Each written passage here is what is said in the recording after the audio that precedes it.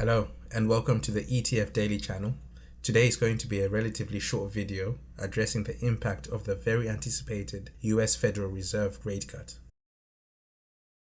So looking at today's markets, at the time of recording, the Nasdaq 100 is currently trading at 0.21% down from previous close at $19,392.18, with the S&P 500 also remaining relatively unchanged at $5,627.57.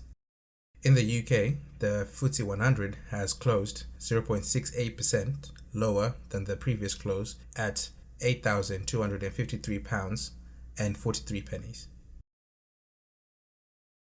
Later on today, we are going to be expecting the Federal Reserve to cut interest rates, whether by 50 or 25 basis points is to be decided. The size of the rate cut is going to be crucial, especially for Europe and the UK markets. If the rate cut is 50 basis points, of which is currently predicted by most analysts, the BOE will have to think whether to remain paused in the rate cut or cut them further by another 25 basis points to 4.75% for the upcoming meeting taking place tomorrow. I think it is probable that the BOE will cut the rates further by another 25 basis points if the US decides to take a 50 basis point cut.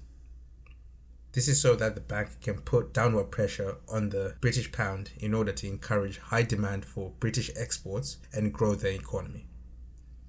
Looking at the GDP growth rate for the past 2 months, it has stayed stagnant, reporting at 0%.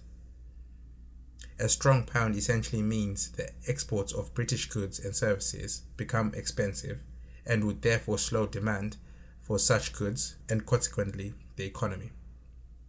At the moment, the exchange rate between the two currencies is $1.32 for a pound, the highest it has been since April 2022. Although a 25 basis point cut will be good for the UK economy, the bank will have to keep a close eye on inflation in services as it continues to rise. On the other hand, the size of the rate cut could also affect the US market.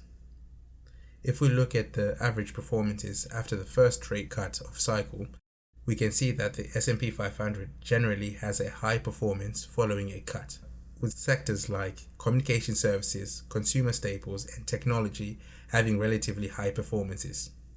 So fingers crossed for a high interest rate cut. Okay, that is all for this episode. Thank you for watching, and don't forget to subscribe and turn on your post notifications.